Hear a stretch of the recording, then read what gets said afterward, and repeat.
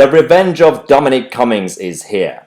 Yes, one of Dom's main jobs when he was first appointed as Boris Johnson's chief advisor was to do a bit of a shake-up with the civil service, the bureaucrats, the quangos, and since day one they've always been a bit of a distraction with the Brexit negotiations and now the lockdown situation, but it's now started.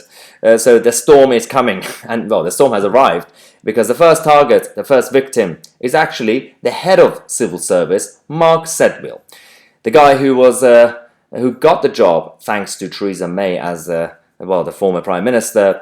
Obviously not perfect, because he has been a massive obstacle in terms of the reforms that we need in Westminster, just like his old friend Philip Rotnam, who was until recently the head of Home Office, and he went up against Priti Patel and lost that battle.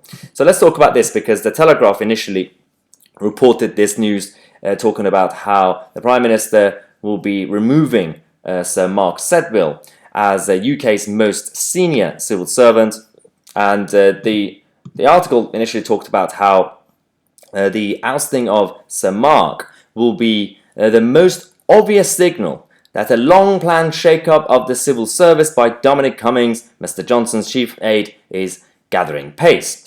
Several sources told the Sunday Telegraph that an announcement would be made about Sir Mark's future as early as Monday. In reality, it actually happened on Sunday evening. They couldn't even wait that long.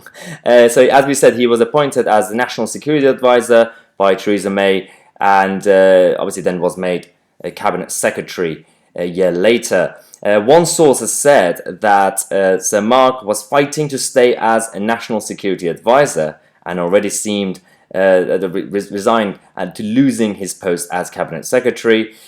He knows that he has lost one half of his job. He's fighting to keep the national security one. So this came out last night, and he lost everything. Guess who has replaced him in that role? Our favourite senior, the only honest and hard-working senior civil servant that we have in this country, David Frost, the chief negotiator that Boris Johnson has appointed, is now replacing Mark Sedwill as the National Security Advisor. Congratulations, David. This is a great appointment. This is how you do it. And everyone's kicking off about this, by the way. And so we're going to talk about how The Independent have written an article criticising Dominic Cummings, Boris Johnson, and now David Frost, because they're all yes men and they're all unelected. Yeah, like Mark Sedwill, right? So Dominic obviously always wanted to be, wanted to do a bit of a reform with the civil service, but it's not necessarily just the bureaucrats. He also wanted to change the structure of government departments, and we've seen the recent merger between the Foreign Office and International Development. So this is all good news. You're cutting waste, you're cutting bureaucracy, making things more simplified, because a lot of people ask what Dominic Cummings' ideology actually is because you've got left-wing, right-wing, socialist, capitalist. In reality, the biggest objective for him in life is efficiency and get things done. And most of the time, efficiency comes from the right side of politics, obviously. So this is what Cummings is doing. Now, so Mark Sedwill has long been accused of holding too much influence in Whitehall because he occupied the dual roles of National Security Advisor and Cabinet Secretary. In the vacuum of Theresa May's Downing Street, that's the thing. So the issues that we had with this government under Mark Sedwill's role was primarily because of the way it was structured, and Theresa May's cabinet were weak. Downing Street as a whole, number 10, was weak. So people like him and people like Philip Rotnam essentially ran the country. During the Brexit negotiations, it was the civil servants that were running the narrative. And they pushed Theresa May to go with the direction of let's negotiate the divorce aspect rather than the future relationship at the same time, because that's what the EU wanted, Michel Barnier wanted, and people like Mark Sedwill pushed for it. These people are not impartial or professional. They have their own biases, and every now and then they show it. All they care about is the state and their own powers. So again, like Philip Rotnam, this is a guy who was the head of, as a top civil servant in charge of Home Office, and the Home Secretary is Priti Patel. The Home Secretary since day one, she also wanted to do a bit of reform with the policing, with the border security and everything, and also certain reports, especially the grooming report. And people like him have always been a massive obstacle. There have been a number of certain reports that were supposed to be released, didn't happen under him. The migrant crisis, obviously, that is still ongoing, partly because of these guys. Now that he's gone, Priti is trying to be kind of slightly stronger in her role. I don't know how long it takes, but it's kind of time for Priti Patel to show some leadership, because we know what's happening near Dover with the boats coming from France and our border security essentially acting like as taxis. The French boats are escorting them, leaving them outside Dover in British waters, and we just take them in.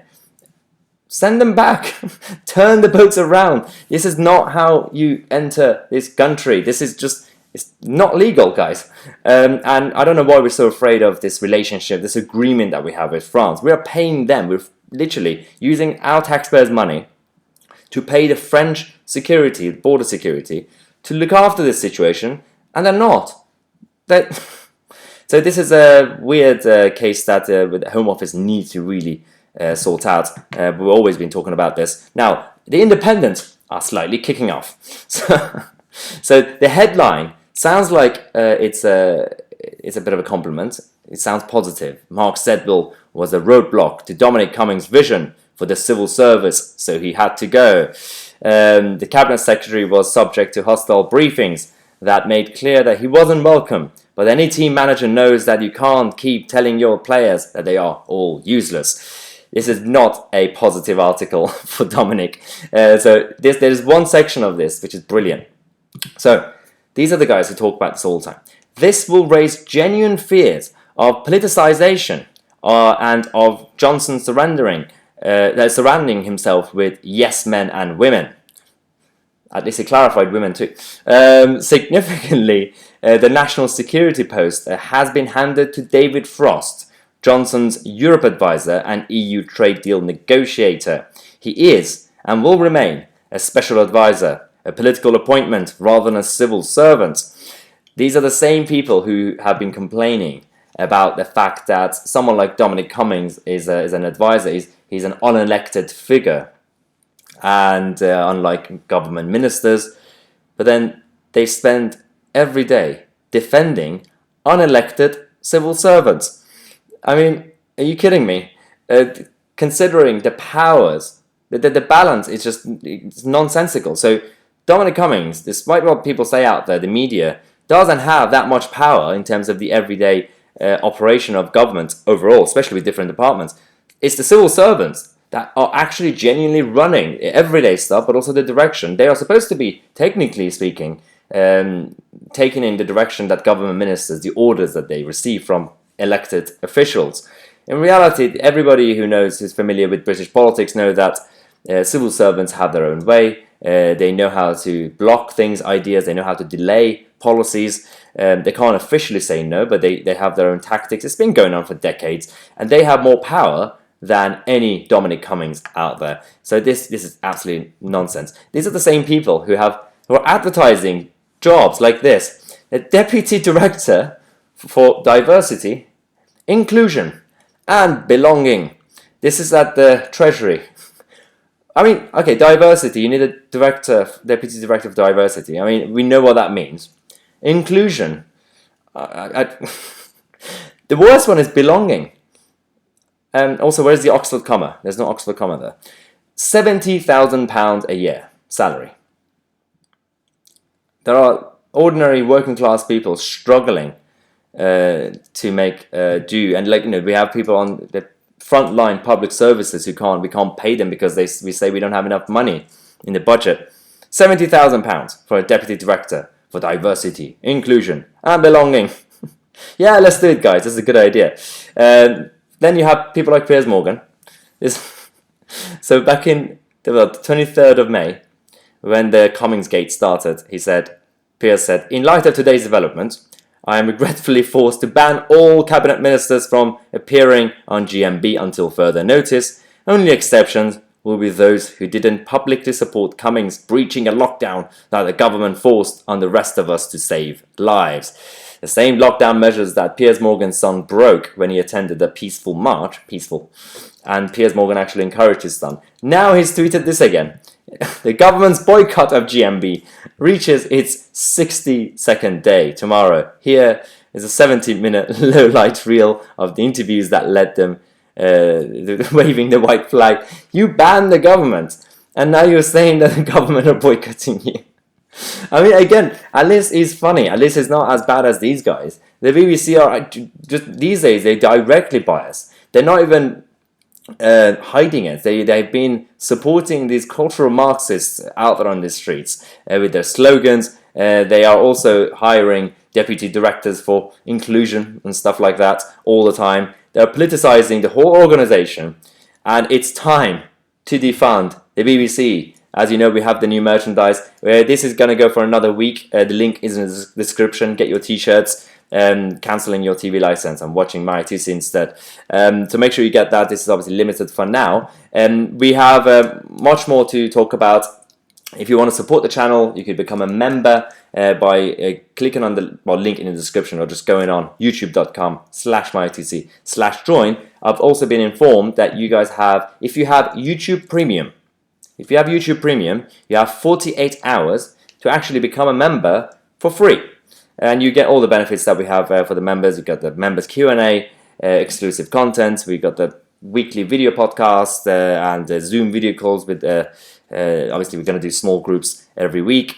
Yes, much more. Obviously the main channel, the videos, we're not going to have any paywall. Everything's going to be open and free for everybody. But if you have YouTube Premium, make sure to check out the link. You could actually join for free. Why not? And no ads. You won't have any ads. So that's actually good news. Apart from that, I'm My Tousi. I'll see you guys in the next video.